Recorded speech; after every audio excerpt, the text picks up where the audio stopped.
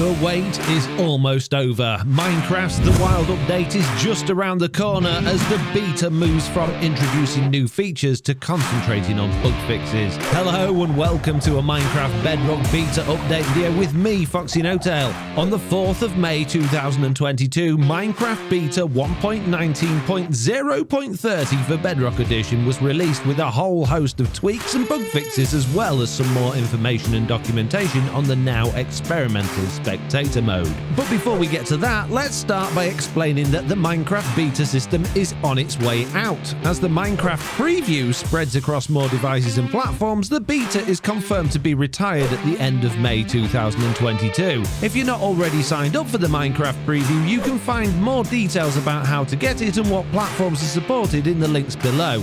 Anyway, let's get into what's been fixed in Minecraft Beta 1.19.0.30, or if you'd prefer, Minecraft Preview 1.19.0.31, as they're both identical development versions. Starting from the bottom of the world and working our way up, the ancient city's got a bunch of tweaks and fixes, including fixing the broken piston doors under the main central structure. Other fixes mean that the cities are less likely to be flooded with water or lava, the darkness effect has less visual issues, and Sculk Shriekers can be waterlogged again. Sticking with Sculk Shriekers, breaking one whilst activated no longer prevents the Warden from spawning, so be careful when you're mining them. Sculk Sensor's got a whole bunch of tweaks and fixes too, including detecting the placement of additional turtle eggs and slabs, detecting entities on top of themselves, detecting dirt, rooted dirt and coarse dirt being tilled, and detecting boat movement. Perhaps the most comical detecting change is that the Sculk Sensor will no longer detect players looking at tamed animals.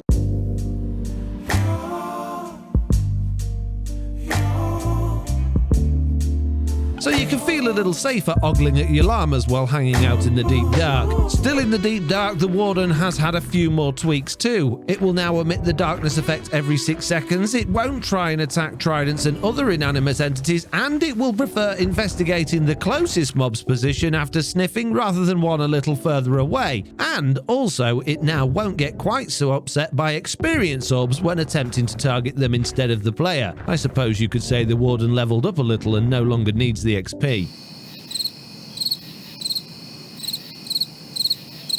If you're enjoying this video, make sure to like and subscribe so you don't miss out on future update videos. Moving above ground and back to the mangrove swamp, propagules will now grow at the same speed as in Java Edition, and bees can also now pollinate them.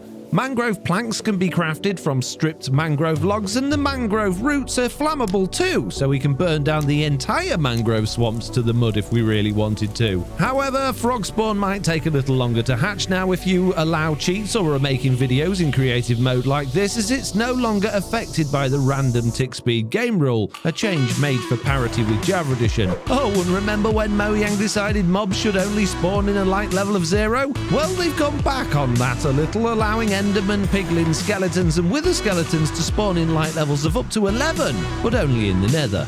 3 new achievements have been added to Bedrock Edition in this beta, known as It Spreads, Birthday Song and With Arc Powers Combined, although there's no information about what these require you to do. But it's quite good fun guessing, so I'm going to do that. I would imagine It Spreads requires the player to spread Sculk growth by killing entities near a Sculk catalyst. Birthday Song will require you to play Music Disc 5 to the Warden on its birthday, and With Our Powers Combined clearly requires you to join up with 4 of your other superhero friends in vehicles to transform into a giant robot and destroy the entire world.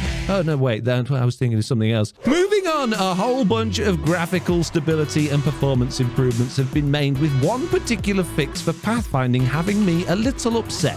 Basically, they've made it so mobs no longer get stuck on open trapdoors anymore, so there's no longer an easy way to trap your witches and have them decorating your house. And that's it for tweaks and fixes, except to say, like I mentioned at the start of this video, that Spectator Mode has had a lot of love given to it this update. There's now custom input mapping for Spectator Mode players, and spectators can no longer attack, build, drop items, use items, open their inventories, interact with the world chests or containers, and entering Spectator Mode no longer stops you flying up or down if you weren't already flying in creative mode. There are a whole host of other changes and fixes in this beta, which you can find out about in the official changelog from Mojang, and you can deep dive even deeper using the online tools at FoxyNoTail.com. Find out all of this for yourself and more at FoxyNoTail. I just said that. Jeez, who wrote this script? You did. Oh, yeah. Right. Okay. Watch this video next. Jeez.